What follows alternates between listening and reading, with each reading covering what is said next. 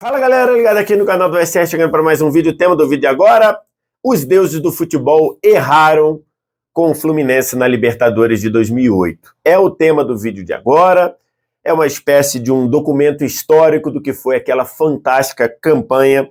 Mas antes da gente começar, vamos falar da Libertadores de 2023, da decisão Boca e Flu, Flu e Boca, porque você tem a chance de ganhar mais de 20 mil reais apenas escalando quem você acha que vai se dar melhor nessa decisão no Rei do Pitaco. O fantasy game que mais premia no Brasil tem uma liga exclusiva para a decisão da Libertadores da América, ou seja, a liga começa quando a bola rolar e termina no apito final.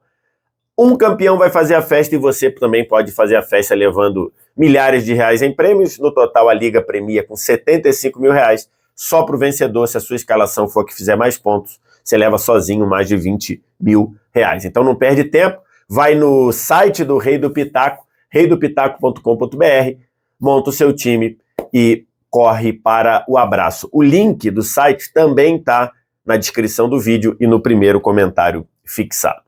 Vamos lá, vamos falar aqui desse vídeo. Eu estou gravando esse vídeo na sexta-feira, véspera da decisão entre Fluminense e Boca Juniors no Maracanã.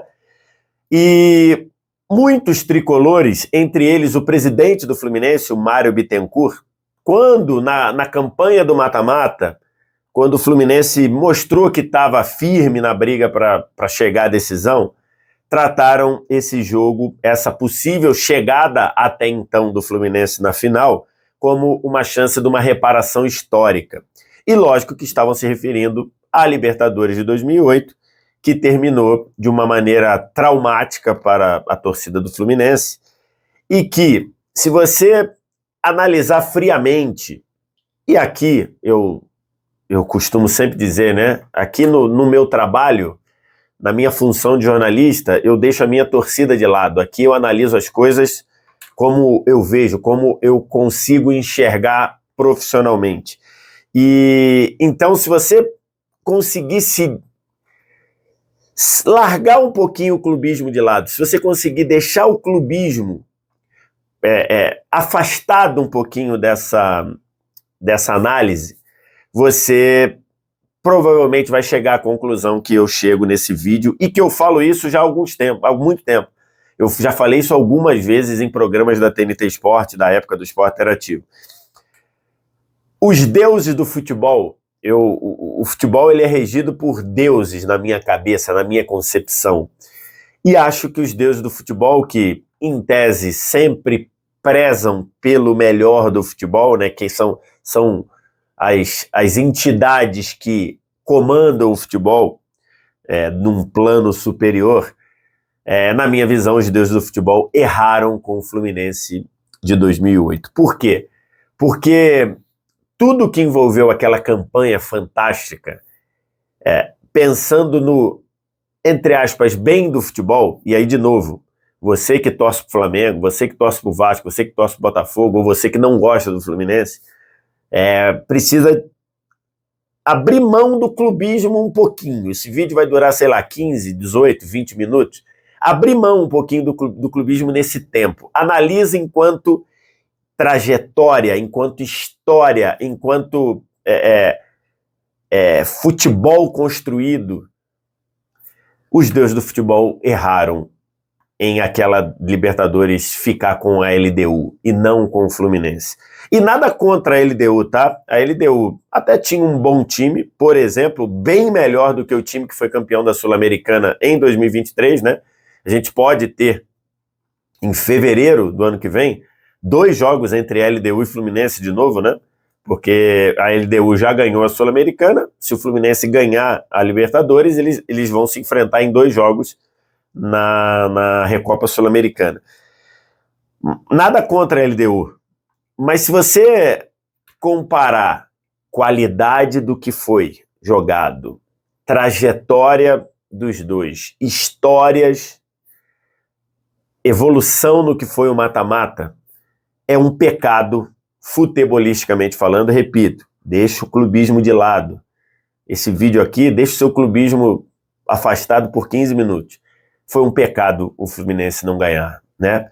A começar pela construção daquele Fluminense, que eu estou deixando aqui o campinho, peguei esse campinho lá no Imortais do Futebol, estou deixando inclusive o link dessa matéria do Fluminense aqui na descrição, que é um trabalho fantástico da galera do Imortais do Futebol, a começar pela construção da equipe que o Renato Gaúcho colocou em campo, um time que dava gosto de ver, um time ofensivo, com 2 laterais que subiam e apoiavam, Gabriel e Júnior César, e isso era possível por ter um Thiago Silva em estado de graça, jogando um futebol maravilhoso.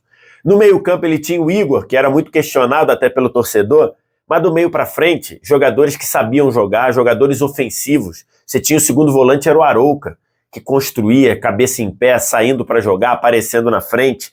Aí do meio para frente você tinha o Cícero encostando no Washington, mas você ainda tinha Thiago Neves, Conca, criando, fazendo gol, aparecendo, dando ritmo, um time ofensivo, com Washington goleador, ainda tinha Dodô vindo do banco, e muitas vezes o Dodô entrava, e muitas vezes você tirava um jogador de maior contenção, ou o Arouca, ou o próprio Cícero, e botava o Dodô.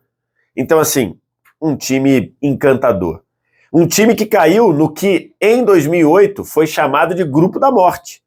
O Fluminense caiu no grupo 8 da Libertadores de 2008, que na ocasião era chamado o Grupo da Morte. Ele tinha o Fluminense, tinha a LDU, que já era um time considerado ascendente, um time emergente no continente. A gente via que o trabalho estava sendo bem feito ali. Tinha o Arsenal de Sarandi, que é um time historicamente pequeno da Argentina, mas tinha vencido a Copa Sul-Americana do ano anterior. Foi a melhor fase ali do Arsenal de Sarandi, aquele reta final dos anos da primeira década e começo da década de 2010. Ele, inclusive, ganha o argentino, se eu não me engano, em 2011 ou 12. E tinha o Libertad, que já também era um emergente, já começava a incomodar Olímpia e Cerro, começava a virar a segunda força do futebol paraguaio e já até ganhando alguns títulos. Esse grupo foi chamado de Grupo da Morte. E o Fluminense passou em primeiro, com 4 vitórias, 1 empate e 1 derrota. E com atuações fantásticas. Entre elas, a atuação do 6-0 contra o Arsenal de Sarandi no Maracanã, com direito a essa pintura do Dodô, um dos gols mais bonitos da história da Libertadores da América. Na última rodada da fase de grupos, na última rodada desse grupo, foi o Fluminense recebendo o LDU no Maracanã, ganhando por 1-0, o gol do Cícero, e esse resultado deu ao Fluminense a primeira colocação do grupo e a primeira colocação no geral. Na época, a Libertadores ainda tinha aquela classificação de 1 a 16º para definir os emparceramentos. E o Fluminense ficou com a melhor campanha.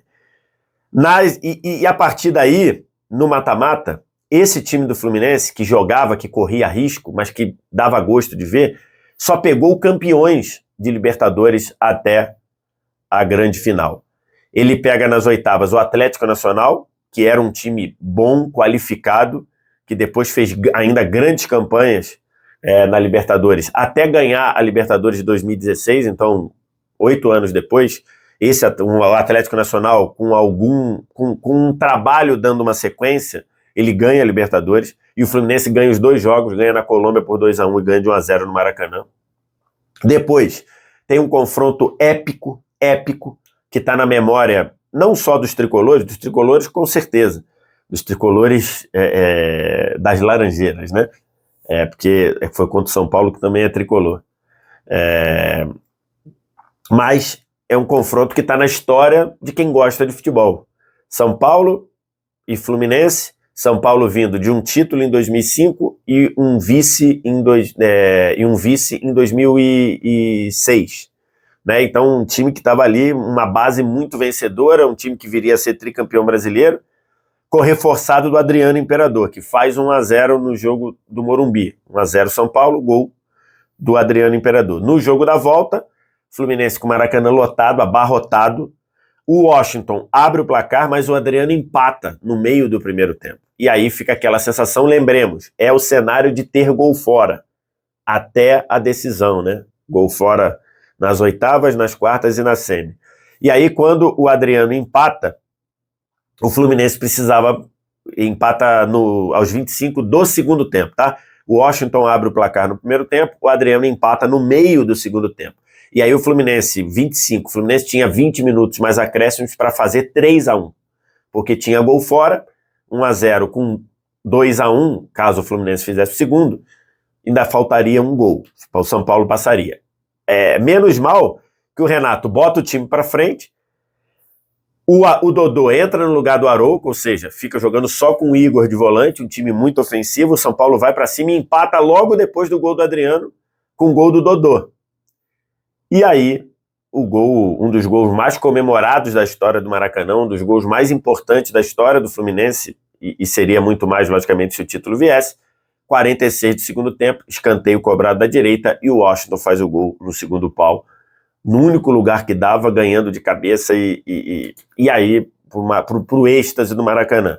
Semifinal, torcedor do Fluminense empolgado, e aí vem o Boca, e o Fluminense é melhor que o Boca nos dois jogos. O Fluminense, no jogo de ida, não joga na Bombonera, é verdade, joga no estádio do Racing, porque o Boca estava sofrendo uma punição. Mas o Boca sai na frente, o Fluminense empata com o Thiago Silva e passa a mandar no jogo, toma o segundo gol do Riquelme, depois vai buscar o empate com o Thiago Neves, e no jogo da volta do Maracanã, mesmo o Palermo abrindo o placar, a torcida do Fluminense empurrou o time até virar o jogo com o Washington, Conca e Dodô. E assim, chegamos à decisão contra uma LDU que, eu repito, não era ruim, mas era um time pior que o do time do Fluminense, que jogava pior do que o Fluminense, e que no mata-mata teve uma campanha bem pior que a do Fluminense, né? Passou pelo Estudiantes num sufoco danado, ganha 2-0, perde por 2-1 e passa no critério de gols aí, mas tomando um sufoco danado. Quanto o São Lourenço passa nos pênaltis, num sufoco, e contra o América do México passa no gol fora, 1-1, México 0-0 em Quito. E na decisão a gente viu o que aconteceu. Lógico, uma partida muito ruim do Fluminense em Quito, claramente atrapalhado ali, claramente falta de adaptação à altitude, tanto que toma 4 gols no primeiro tempo, assim, sai 4-1 porque o Conca faz um gol, mas toma 4 gols, assim, vários gols de bola flutuando, com o Fernando Henrique falhando, e o jogo da volta, o Thiago Neves desconta no final, né, então 4-2, aí como na final não tinha gol fora, o Fluminense precisava ganhar o jogo por 3 gols de diferença, se ganhasse por 2 gols de diferença, iria para a prorrogação, e se continuasse a prorrogação, iria para os pênaltis. E o jogo da volta começa com um vacilo do lado esquerdo defensivo do Fluminense, gol do Bolanhos logo no começo, e aí o Fluminense começa a jogar uma barbaridade. Você tem uma das maiores atuações individuais numa final do Thiago Neves, que faz 3 gols.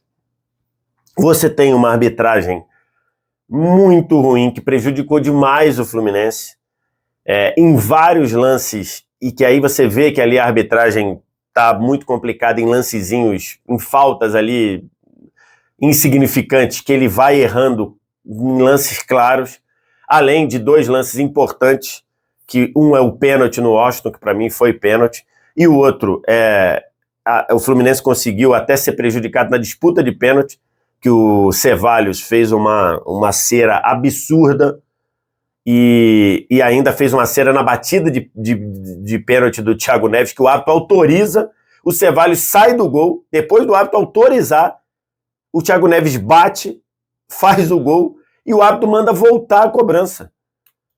Se o árbitro autorizou a cobrança e o goleiro sai do gol depois, o problema é do goleiro. E aí, na volta, o Thiago Neves perde. Aliás, os grandes destaques do Fluminense perderam a disputa de pênalti, né? O Conca perdeu a primeira, o Thiago Neves perdeu a segunda, e o Washington perdeu a terceira. Então, e o único que fez foi o Cícero, e a LDU foi campeã.